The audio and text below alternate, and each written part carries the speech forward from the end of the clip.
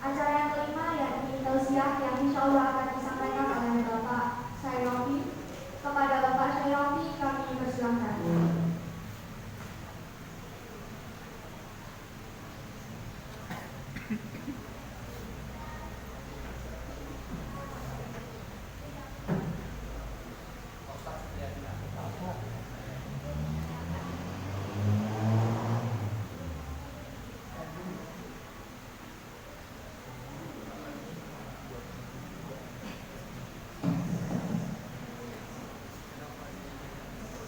Assalamualaikum warahmatullahi wabarakatuh.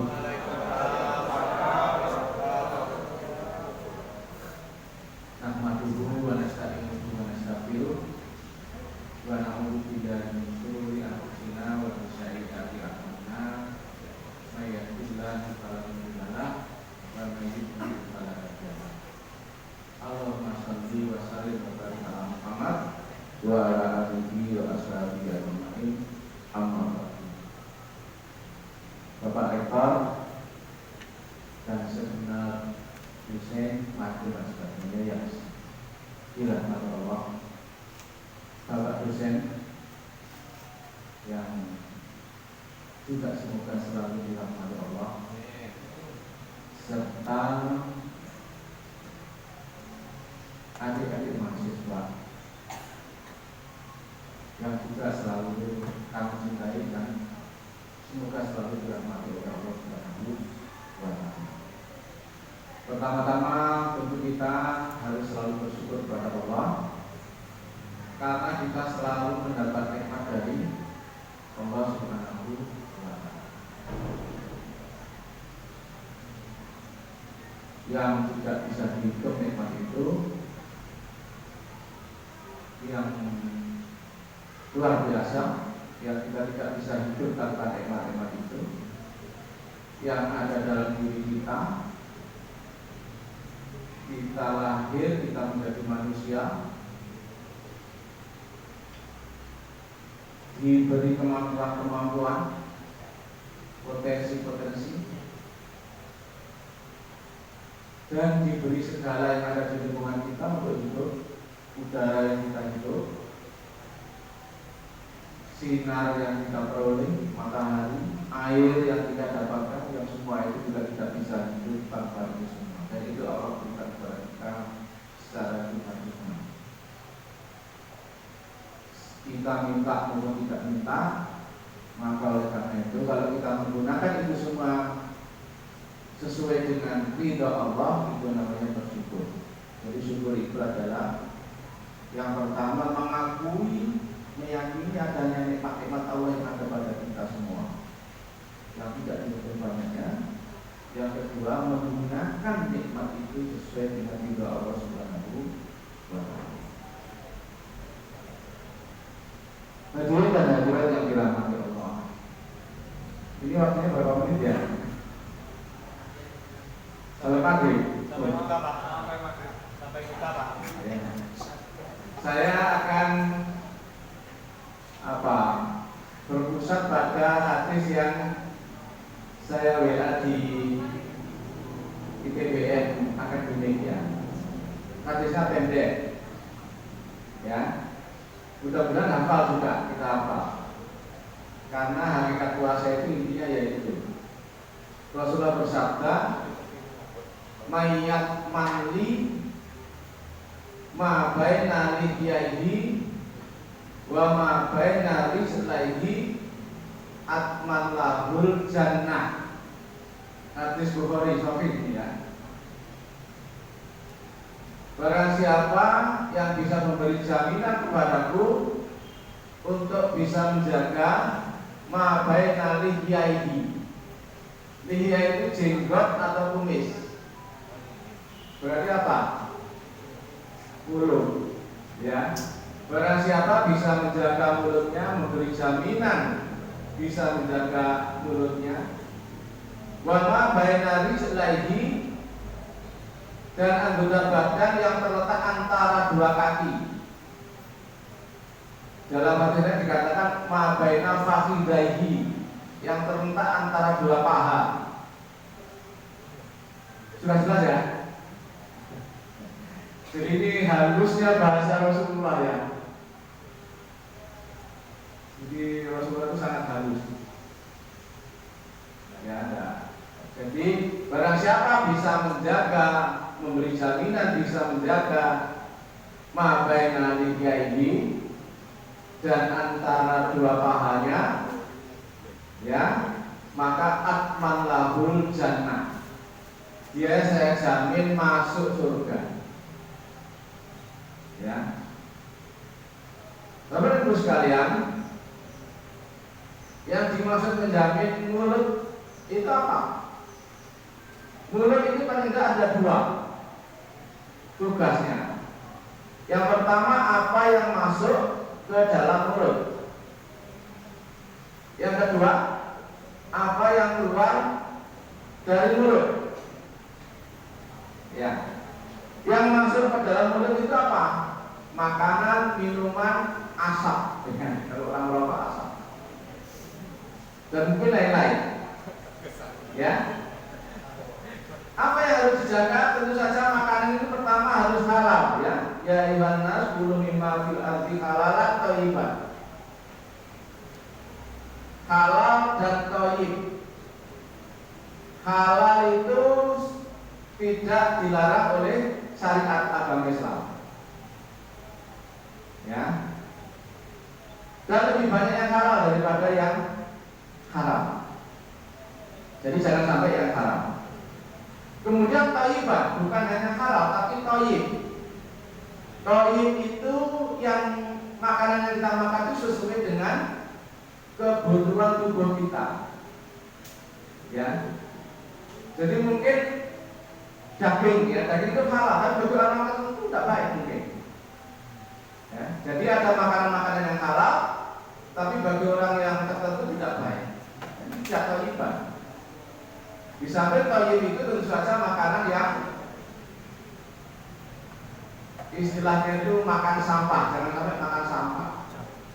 Artinya tidak ada yang diserap oleh tubuh kita, tidak ada yang dibutuhkan oleh tubuh kita. Jadi makanan itu yang kita makan, halalan thayyiban. Karena itu bertanyalah, ya, kalau kita mau makan apa halal, yang pertama itu saja. Yang kedua, apa itu cocok dibutuhkan sesuai dengan tubuh kita. Apa gunanya? Misalnya merokok misalnya. Ya. Apa ada manfaat yang dibutuhkan oleh tubuh kita dengan merokok itu? Ya. Itu tidak ada kaitannya dengan tubuh. Hanya kelihatan gagah dan itu bagi orang tertentu. Ya. Kalau sampai di barat merokok di jalan atau di tempat-tempat umum malah ditangkap, ya, kelihatan orang bodoh. Jadi kalau sampai ngantri di bandara-bandara di warung itu, kalau kita merokok sampai akan dikucilkan dan dengan orang bodoh. Ya, sekarang sudah mulai seperti itu. Nah, kalau Muhammadiyah haram. Merokok itu haram, ya. Ya monggo lah, saya yang menyampaikan ya, soal yang masih mau merokok monggo ya. Tarjih Muhammadiyah haram.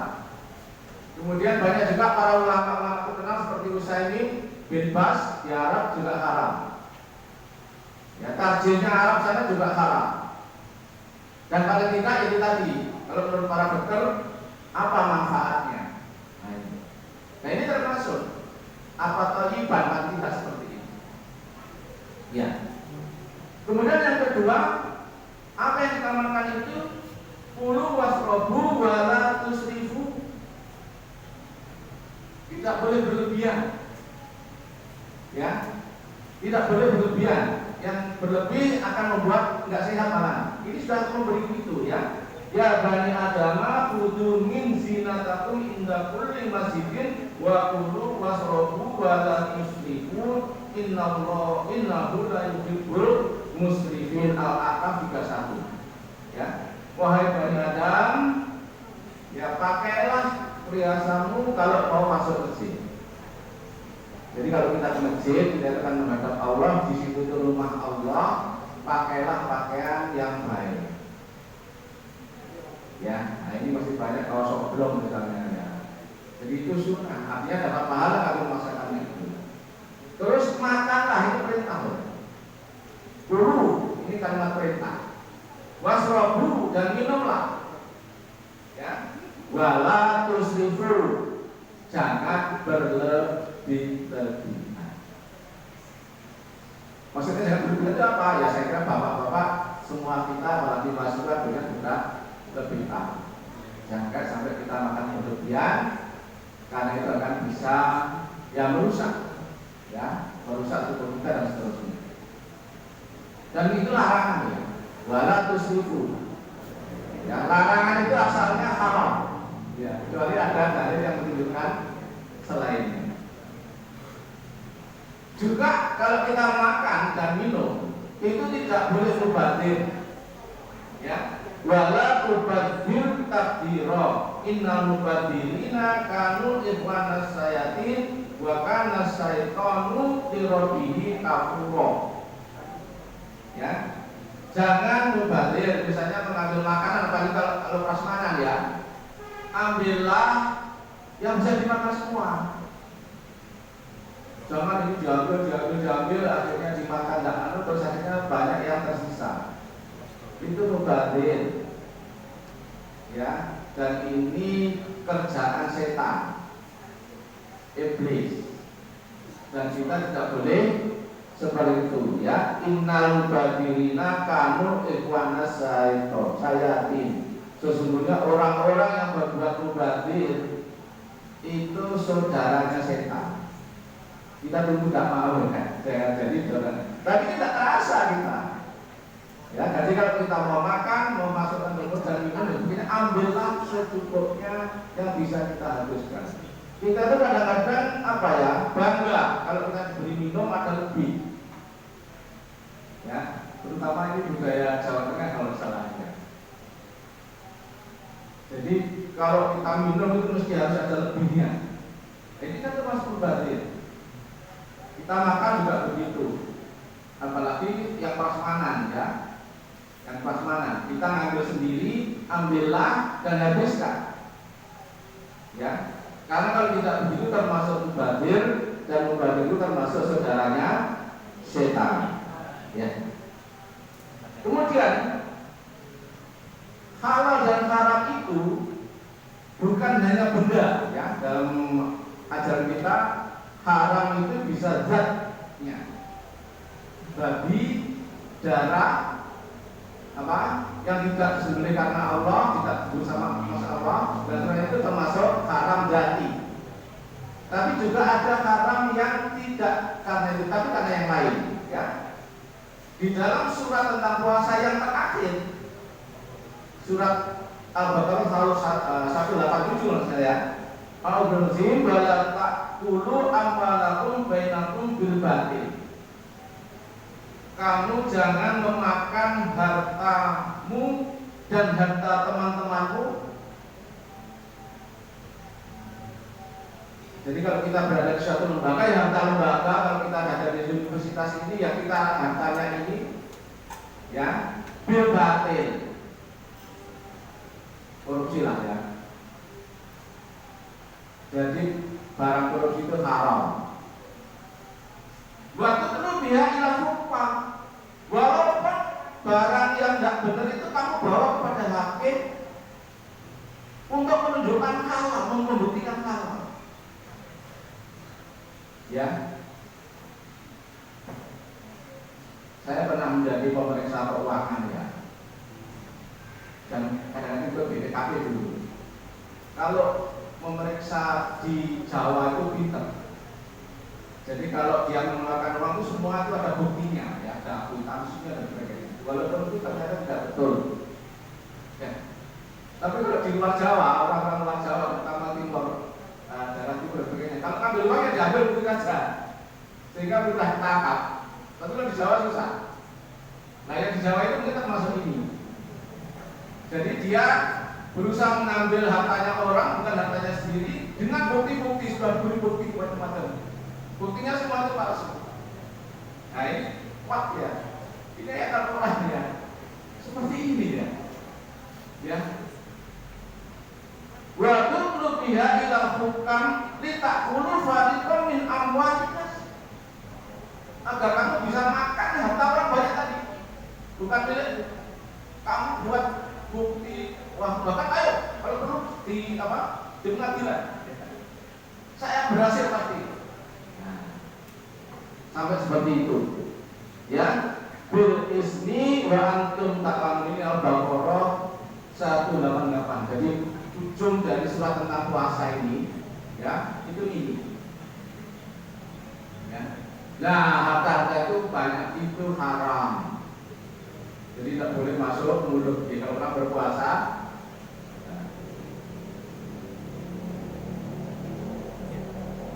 hadirin dan hadirat,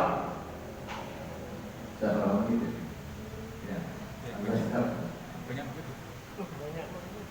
Jadi itu yang masuk mulut termasuk makanan, minuman dan berkait, mari itu kita jaga.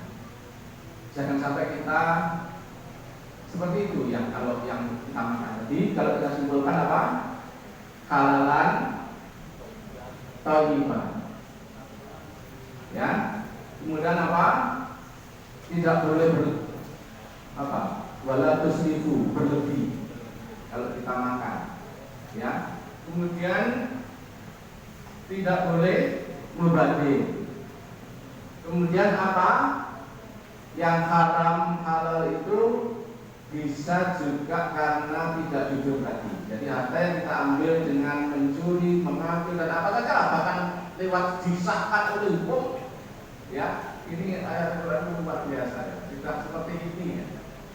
Itu tetap haram dan itu harus kita jaga. Kita tahan. Ini ada sedikit ya yang sebenarnya ya ayyuhalladzina amanu kutiba alaikumusiyam kama kutiba alalladzina min qablikum la'allakum tattaqun.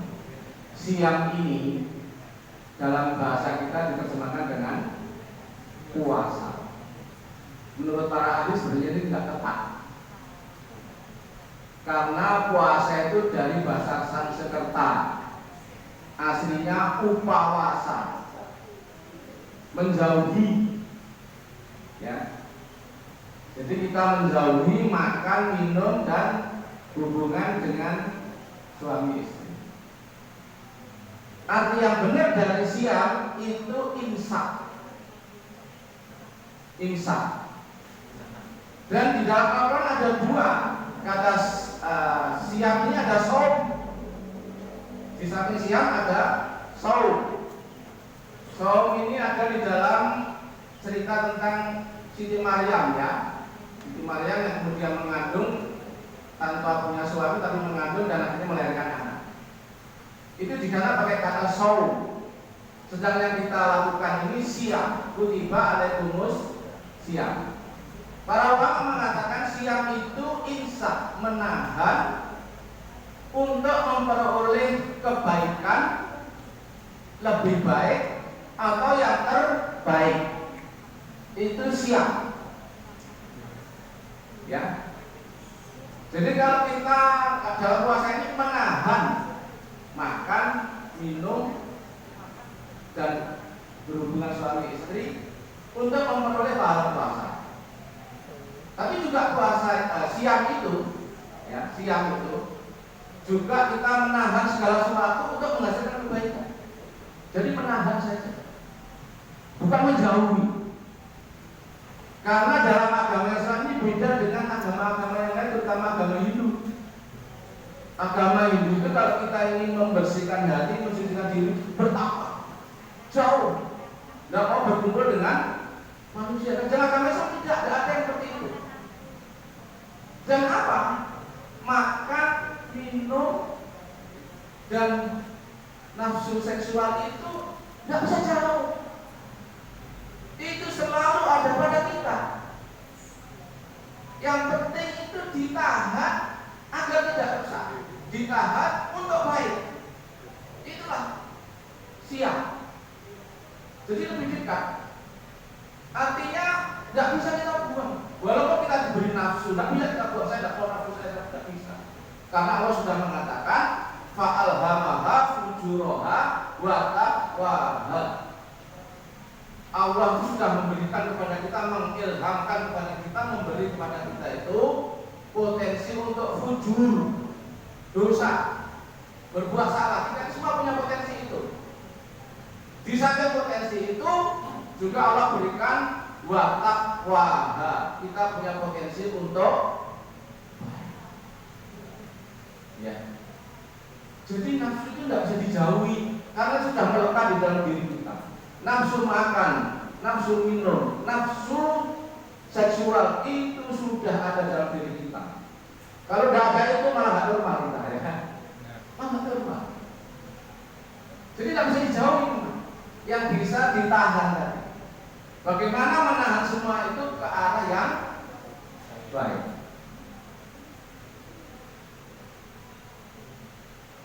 Kurang lebih 30. Ya. Jadi itu teman-teman. Ya.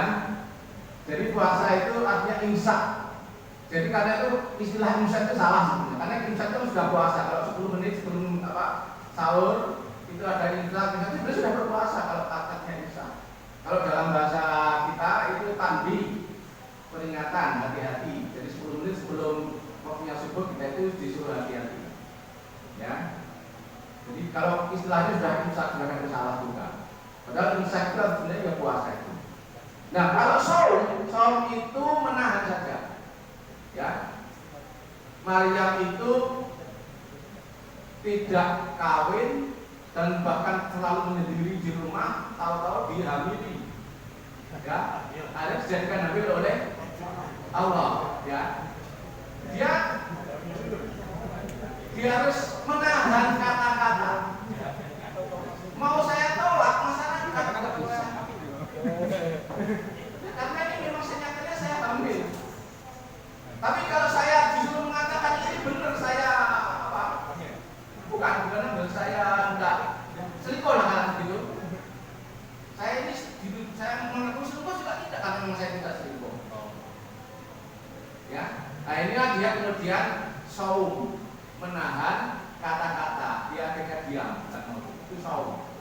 Juga Siti Aisyah ketika difitnah, ya ketika dia harus difitnah itu juga saum. Karena dia juga tidak bisa membantah. Kami memang bersama mereka. Tapi kalau sampai saya dikatakan saya selingkuh, jelas juga tidak. Jadi mengaku itu tidak, maka dia saum. Nah siam itu adalah menahan sesuatu, termasuk mungkin kalau sampai mau belajar, mau menulis, mau menghasilkan karya harus menahan sesuatu untuk menghasilkan tulisan yang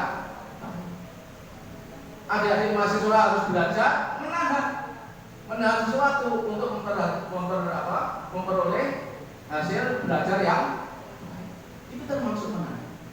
Jadi itulah yang sebenarnya arti siam itu menahan. Jadi tidak menjauh, karena memang tidak bisa dijauhi. Jadi masalah-masalah yang kita tahan, masalah tidak bisa. Hanya diatur, ya. Makanya nanti makan lagi, apalagi malam kita sudah makan. Dan juga berkumpul dan sebagainya. Semua sudah ada. Jadi semua itu dekat pada kita. Dan inilah agama kita lebih apa ya? Istilahnya lebih faktual. Yang Bapak Ibu sekalian, di situ juga ada doa ya. Nah, nanti kalau berbuka puasa, kalau kita itu diberi makan orang lain, maksa kita itu dikasih orang lain, maka doanya itu salah satunya itu tambah itu Allahumma at'im man at'amani wasqi man saqo. Ya Allah, berilah rezeki makan kepada orang yang memberi makan kepada saya, dan berikanlah air. Kalau mereka di situ ada dua ya, itu ada dua. Ada dua doa. Juga Allahumma barik lahum fima razaqtahum. Ya Allah, berikanlah berkah kepada mereka yang telah berbuka, waghfir lahum warhamhum. Ya, ampunilah mereka yang memberi makan tadi, dan berilah rahmat kepada mereka. Di samping doa biasa, ya, di samping doa yang sudah biasa ya itu. Nah itulah bagaimana mari ini kita pegang ya. Kemudian yang tadi itu yang masalah mulut, yang keluar dari mulut itu kan kata-kata ya. Itu Rasulullah mengatakan ya qala man lam yada qaulu zur wal amala bihi wal jahla falaysa lillahi hajatun an yada'a ta'amahu wa sababahu rawahul jamaah. Hadis sahih semuanya ya. Barang siapa yang tidak meninggalkan kata-kata dusta, zur ya, dan malah beramal dengan kata-kata dosa itu dan berkata-kata bodoh ya, maka dia tidak ada gunanya meninggalkan makan dan minum ya. Artinya kita berpuasa itu harus menjaga apa yang keluar dari mulut, menjaga mulut itu ya, menjaga mulut itu ataupun menjaga antara dua paha. Saya kira kita sudah kalau ini kan masih panjang lagi karena waktu sudah habis, maka itu paling tidak sudah mari kita hafal ya, mari kita hafal. Barang siapa mayat man baina tihyaihi wa ma baina fakhidaihi atman labul jannah. Karena ini adalah sari dari puasa kita itu adalah untuk mencapai itu, dan itu akan menjamin kita masuk surga. Dan itu saja di dunia juga dalam keadaan baik. Akhirul kalam, wassalamualaikum warahmatullahi wabarakatuh. Waalaikumsalam.